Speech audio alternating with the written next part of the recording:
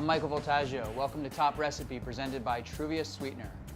This week's winning recipe is by Brooke and John. And the winning team is Brooke and John. Thank you. All right. Thank you. Ready? Thank you. Thank you, judges. Thank you, sir. Congratulations. Thank you so much.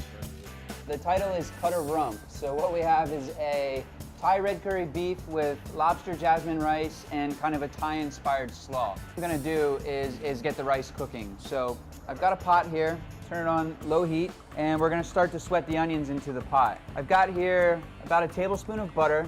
We're gonna let that melt. Now we're not gonna saute the onions, we're gonna sweat them. So I'm gonna go ahead and add the onions now. This is one white Spanish onion just chopped up nice and small. I'm gonna also add to this 2 kaffir lime leaves. Kaffir lime leaf is that flavor, that citrus note that you get in a lot of Thai cooking. So we're gonna let the onions sweat and let the flavor of the lime leaf get into the onions. Once the onions become translucent, we're gonna add the rice to it so that the rice has a chance to toast a little bit in the pot as well. I'm gonna add 2 cups of jasmine rice, stir that in, and let the butter coat the rice, the grains of rice, so the flavor of the lime leaf that's in the butter and in the onion is gonna coat evenly throughout the rice. Also gonna add a 1/4 cup of cashews that have been chopped, and then to this we're gonna add 2 cups of lobster stock.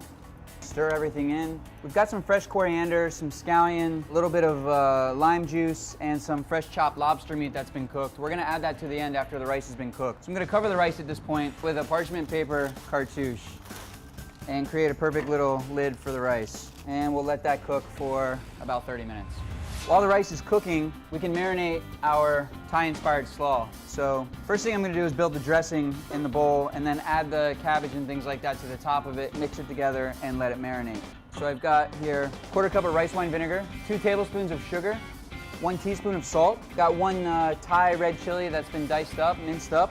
I like to add that to the vinegar so it has a chance to break down a little bit and the flavor of the chili gets into the vinegar, kind of pickles it a little bit. 1 tablespoon of fish sauce, and 1 tablespoon of chili oil. Whisk this up a little bit. Add the zest of 1 lime.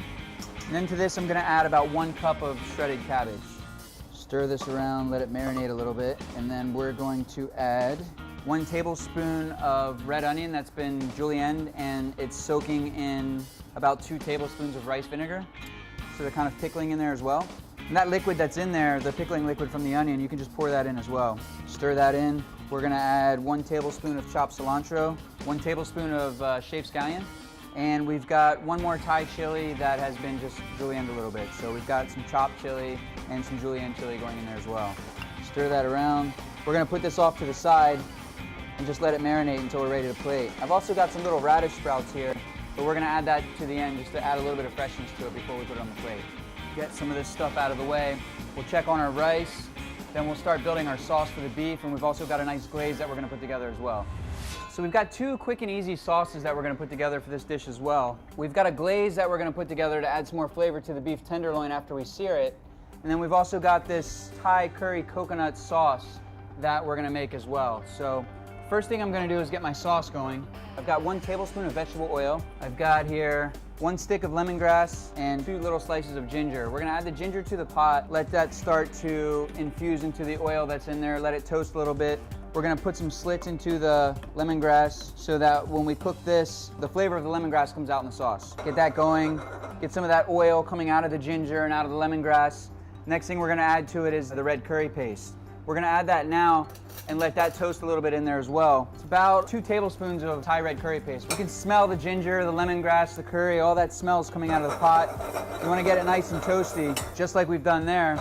Next thing we can add is 2 tablespoons of fish sauce, 2 cups of coconut milk, 2 kaffir lime leaves, and 2 tablespoons of sugar. We're gonna let this simmer for about 15 or 20 minutes.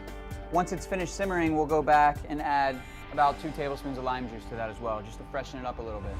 Next thing we're gonna build is our beef glaze. Now this is a real simple glaze. What I've got here is 1/2 cup of beef stock that's been reduced, 1 Thai chili that's been split and seeded, just rip that and throw it in, a little bit of ginger and lemongrass, 1 stick of lemongrass, just, again put a few of these little slits in the side of it so that the oil and the flavor of the lemongrass steeps into the glaze, piece of ginger sliced thin, about 1 teaspoon of ginger, 1/8 of a cup of fish sauce. Got here 1 tablespoon of Riesling, just to sweeten it up a little bit, as well as 2 tablespoons of sugar.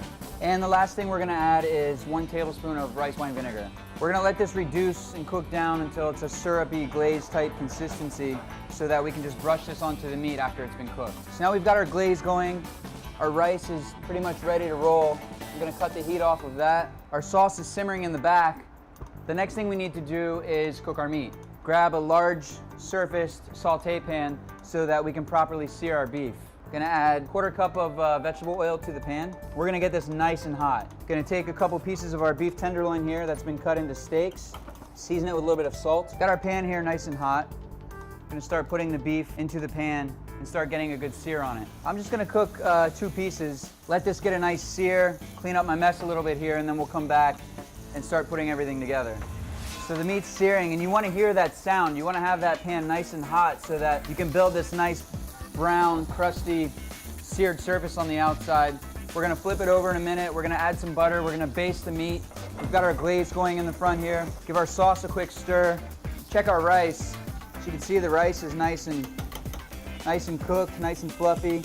Give that a quick stir. That's ready to go.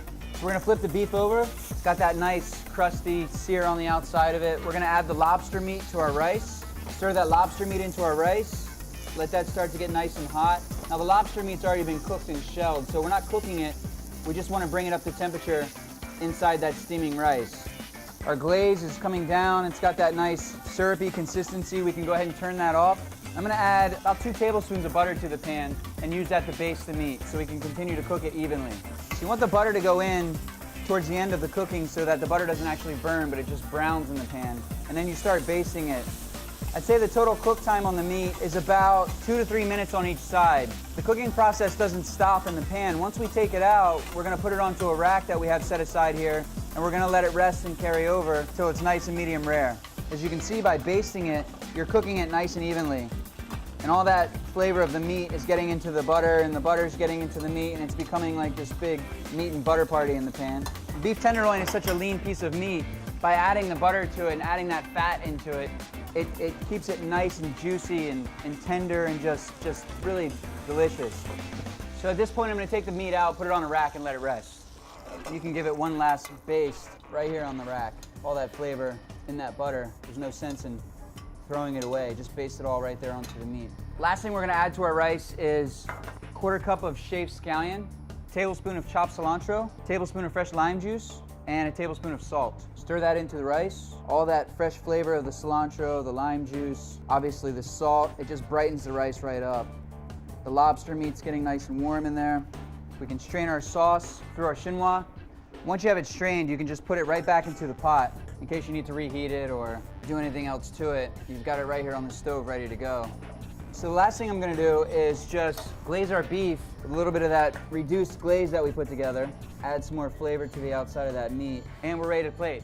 First thing I'm gonna do is put a little bit of our rice into the plate. It's got all that lobster and cilantro, lobster stock, scallion, all that flavor in the rice. Got our beef here. Slice this a little bit of that slaw that we made earlier.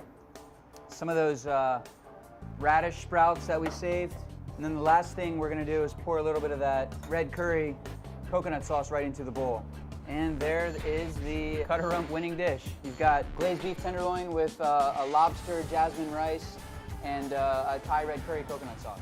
I'm Michael Voltaggio. Thanks for watching Top Recipe presented by Truvia Sweetener. See you next time.